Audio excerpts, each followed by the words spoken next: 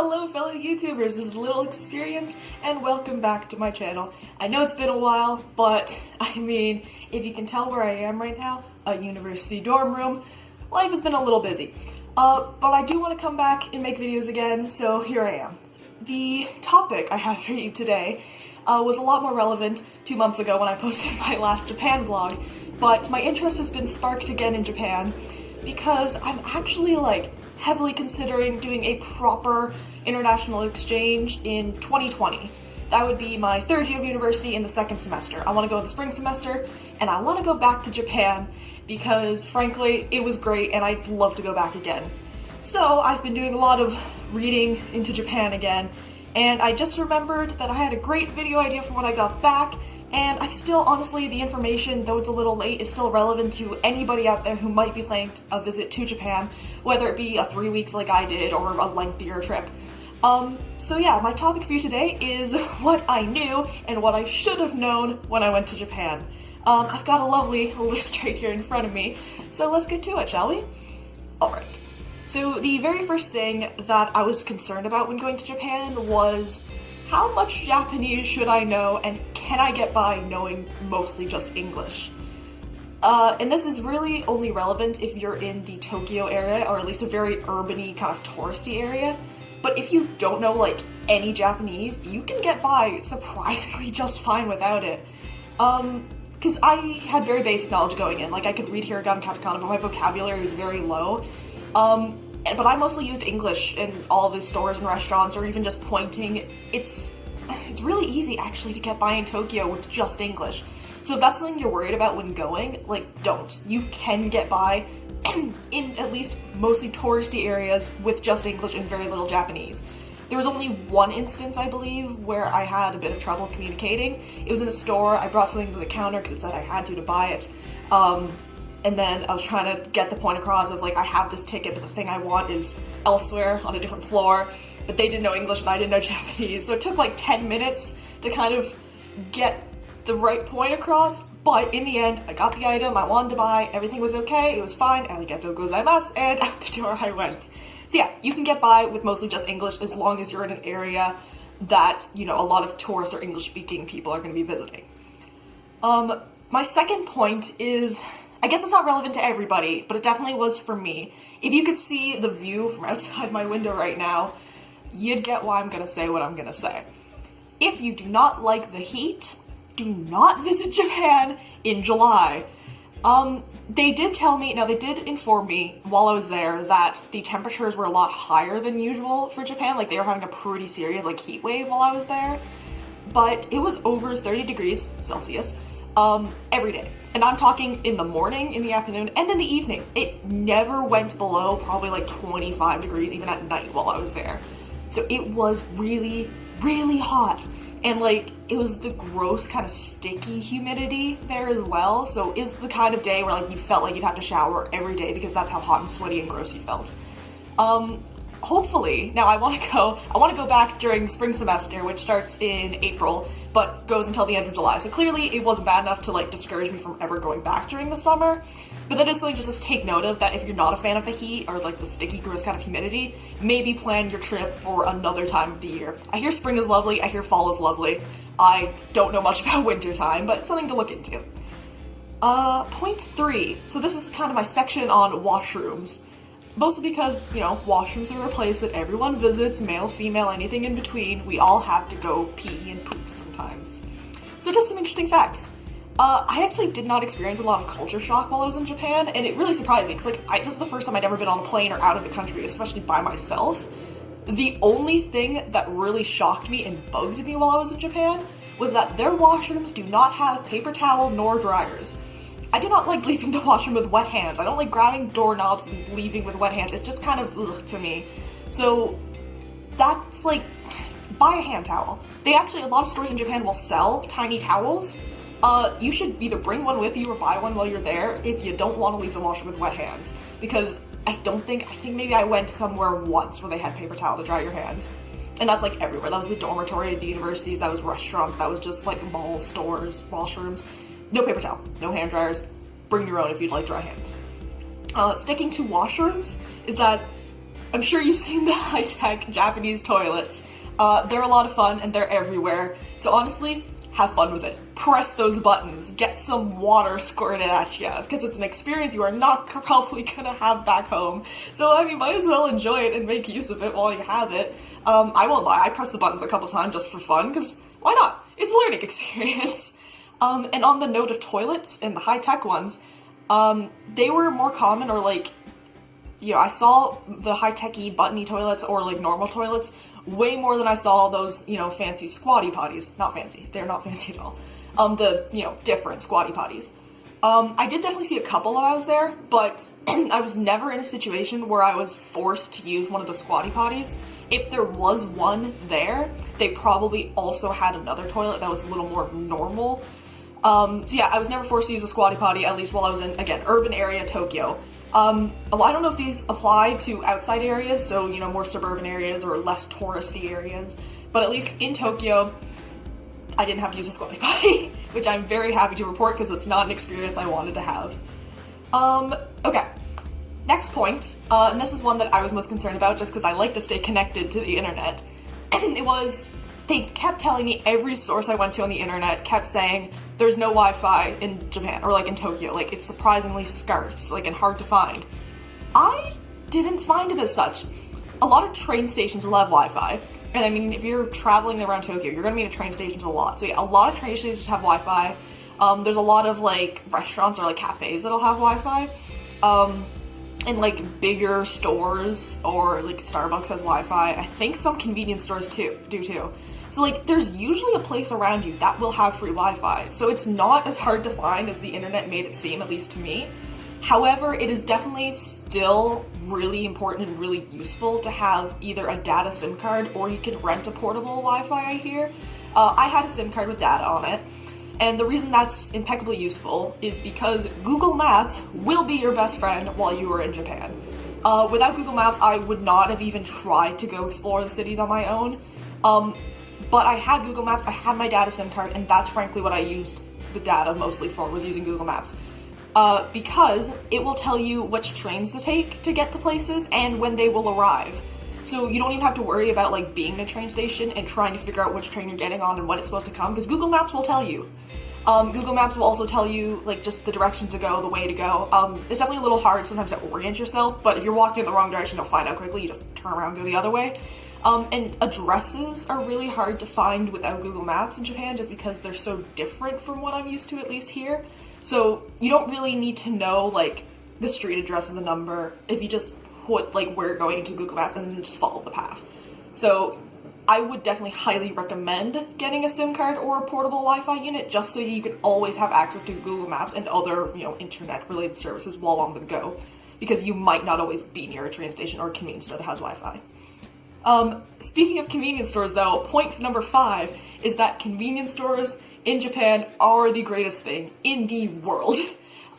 Frankly, I could live off convenience store food.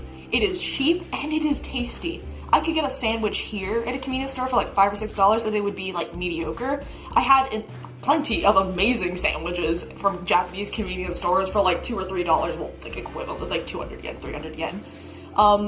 And I could go 4 months in my spring semester of this exchange I might do just eating convenience store food. I am not concerned about the price of food because I would willingly live off convenience store food. So yeah, they are amazing and they will be great friends because they are around every street corner. You will always find either a 7-Eleven, a Family Mart, or the other one whose names escape me because I didn't see that one around as often as the others. 7-Eleven was... I preferred 7-Eleven for the only reason as their ATMs were more reliable. Every 7-Eleven ATM I went to, I could withdraw money from using my card. However, not every Family Mart ATM I went to would work for me. Sometimes it would reject my card and I'd have to go find a 7-Eleven and use their ATM instead. So that is the sole reason I preferred 7-Eleven, was just because I knew I could use their ATM and that was a big reason why I would go to convenience stores. However, Family Mart is just as lovely as 7-Eleven and their food was really good. The campus I was staying on had a Family Mart on campus, and we got a lot of food from there, and ate a lot of food from there. So definitely, all of the convenience stores are amazing, but if you're worried about withdrawing money from an ATM, I'd go to a 7-Eleven first if you can. And on that note of withdrawing money, carry plenty of cash on you. That is true. Japan is a mostly cash-based country. I don't think I used a card in a store ever. I know there was a couple of locations where they did accept cards. I remember my friends using like credit cards.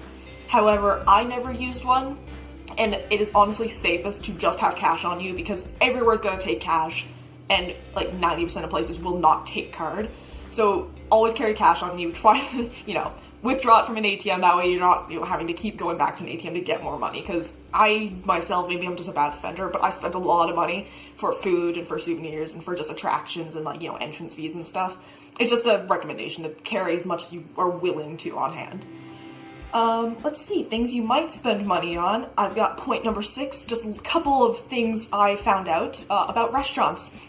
Some restaurants, not all of them, but some of the definitely bigger chains, they actually have a buzzer on the table for you to call a server over.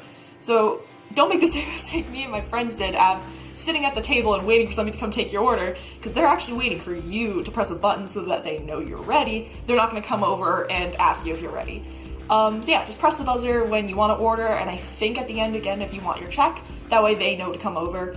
However, if you're not going to a bigger chain restaurant that has buzzers, a recommendation I actually have is if you're feeling brave, try to find a restaurant that, is a little kind of out of the way, or as I've dubbed it, a hole-in-the-ground restaurant. I only called it a hole-in-the-ground restaurant because the one that I went to and had a great experience with literally was like, you walk in the door and you go downstairs and you're in a little hole that just hub in underground. I say if you feel brave, because they're much less likely to speak English in those restaurants. But as long as you can point at a menu and say, you don't even have to say anything, just point, they'll know that's what you want, or if you want to get fancy, I'm pretty sure kohe is this, so you just point kohe, and they'll know that's what you want. And I recommend going to one of these places at least once just for the experience of it, because their food is really good. My friends and I went to one hole-in-the-ground restaurant, and frankly, it was probably one of the best, dining out experiences I had while I was there, just because all of their food was really, really good, and pretty decent price as well. Because I guess, places like Denny's, the American joint that comes over, the big chain restaurants aren't going to be able to charge more, because they know they're going to get more people in there, they're going to be, it's just easier for them to ask for money, because it's kind of a reputable source, whereas this hole in the ground, they're not big advertising, not a chain, they're just that one location. But I do recommend trying one out if you get the chance, because the food was super good, and it's just a really fun experience to kind of, sit at a table with your, on your knees with the cushion and having the people come over, just all this different food, and it's just very traditionally Japanese, and it's super tasty. Let's see. My favorite thing about Japan brings us to point 7, and that is their trains. Their trains are the best thing in the world. I'm a big public transport person just because I don't have a license, so when I want to go somewhere, I'm either asking somebody to drive me, or I'm taking the city buses. The city buses where I currently live are not wonderful. They don't run on Sundays, they don't run late, sometimes they go from running every half hour to just every hour, so sometimes you get stranded because you missed the first half hour and now you gotta wait an hour for the next bus. Anyways, I have a problem with my city's public transit, but the trains in Japan are the best thing ever. I highly recommend getting a Suica or a Pasmo card, just because it makes trains that much more convenient and easy to take. You just tap the card, you go, rather than having to buy a ticket. I only had one experience buying a ticket. The person who bought it for me bought the wrong one. Then I had to experience the embarrassment and shame of paying the extra fare, which isn't actually that hard, it was a little embarrassing for me. But you get your Suica or Pasmo, and you just tap and you go, and you can refill it just by putting it in, putting money. It's super easy, super convenient. I highly recommend getting one. And more on the trains. So, I know reading a lot, they kept saying oh, the trains are so silent, be respectful, don't talk on the phone, don't eat, blah, blah, blah, blah. I never saw anyone talk on the phone, that one was fairly true. But people do talk on trains, they all talk to each other, not loudly or anything, they'll, be respectful of volume, but it's not completely silent on trains. You don't have to worry, you can talk to your friend, and it's completely fine. I even ate on a train once. I don't know if maybe that was a little disrespectful. Nobody seemed to look at me funny, though, because it wasn't I was, crunching on chips or anything. I was just kind of eating a sandwich because I missed lunch. And I'm pretty certain I saw somebody, maybe it was on a bus, not a train, but somebody ate, sushi. So it's not utterly disrespectful to do that, but maybe just play it safe and don't. But you can definitely talk quietly to your friends, that's not a problem. Trains are always on time. Another reason I love them compared to my city's bus system, or sometimes the bus doesn't even ever show up. The trains, if they say they're going to be there at 7:05, the train will be there at 7:05 and will also probably leave at 7:05. So make sure you're on time for the train. Again, Google Maps will tell you when it's going to leave so that you know for sure, and it's always listed, usually on a board somewhere. And yeah, just hop on and get there on time because they will leave when they say they're going to. They will not wait for you. But if you do happen to miss a train, do not worry because the next train usually comes pretty quickly after the first. So if you miss the first one, you're likely not going to be waiting half an hour for the next one to come. So it's not too big of a deal if you miss the train. My last point is one I've never heard said anywhere. So I'm going to share it with you guys. Do not be afraid to, as I kept telling my friends, assert your dominance on the train, especially during like rush hour. They get crowded. People, if they see a train's full, they don't step back and think, oh, I'll wait for the next one to come. No, they will get on that train if it's the last thing they do. They will push and shove and find a place. So if you are standing on a train, because you are never going to find a seat, and if you do, consider yourself very lucky. If you're standing on a train and you're holding something, stay there. Assert your dominance, stand in place, do not let them push and shove. Like, be kind, let people onto the train. If there's like one next to you that's free and they need to come in, like, sure, sidestep.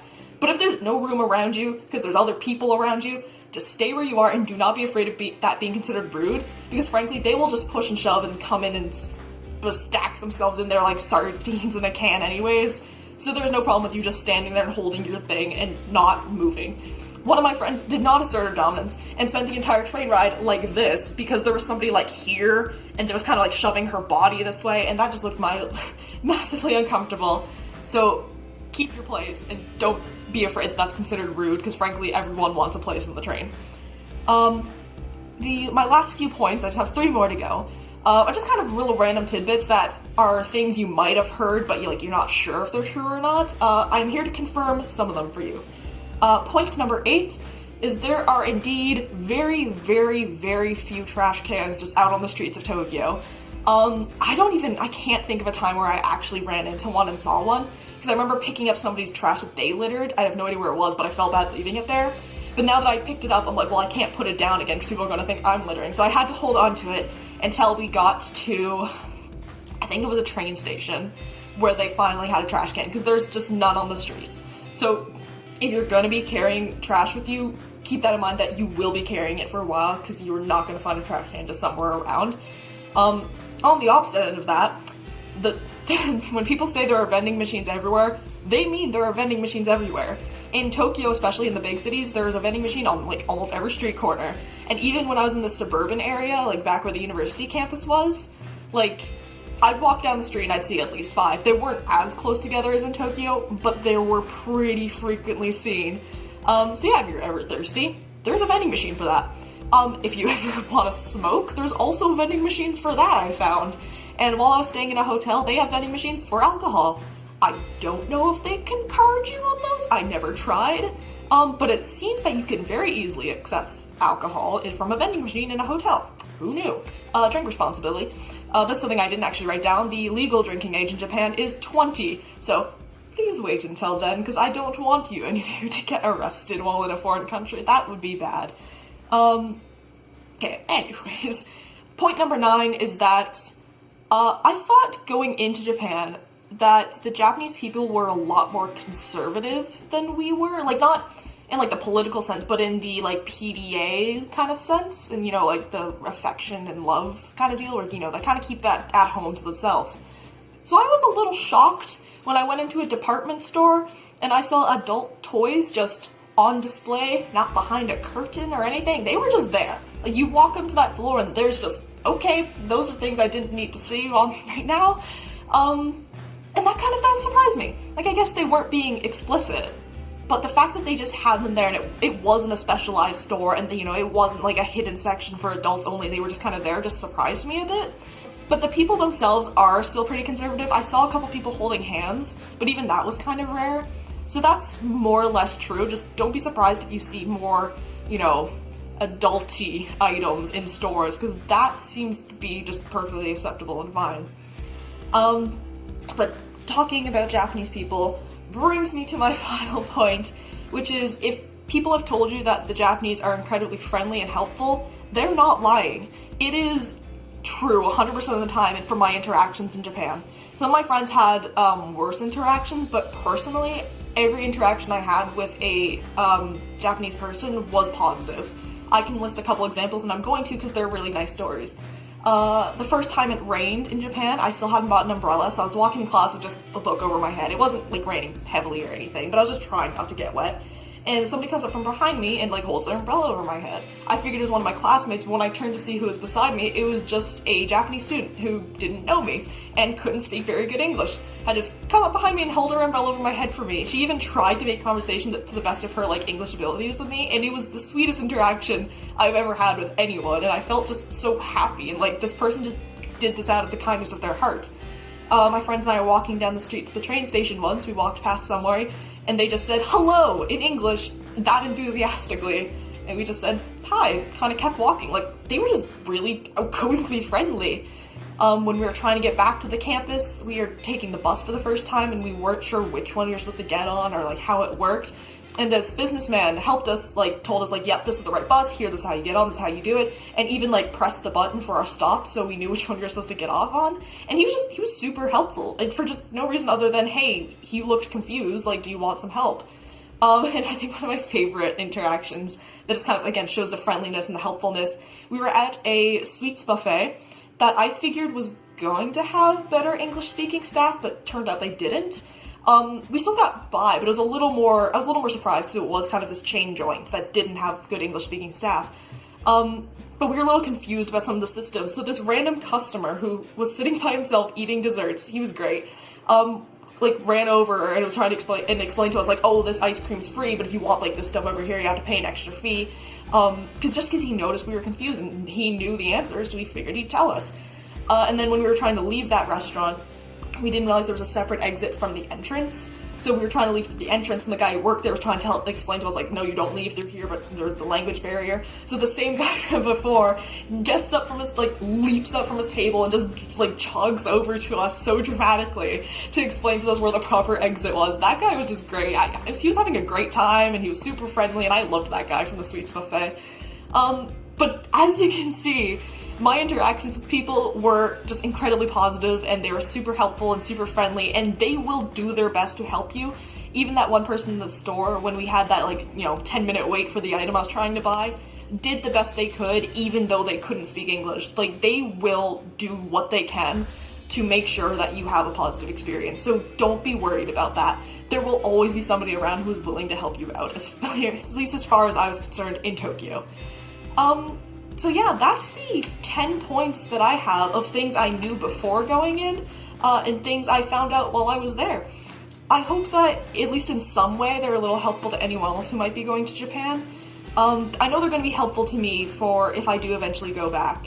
And who knows, I'll be there for a lengthier period of time this time around, so I might learn even more. And honestly, I'm sure there's plenty that I still don't know. So if any of you have more experience with Japan or Japanese, the language, or the Japanese people, or just living in Japan versus, visiting for 3 weeks, I would honestly love to hear any comments you have, because the internet is not the most reliable source. It's definitely helpful. I did a lot of research beforehand, and it was very useful, but the internet is not going to be able to tell you everything. Personal experience will definitely give you a leg up on other people.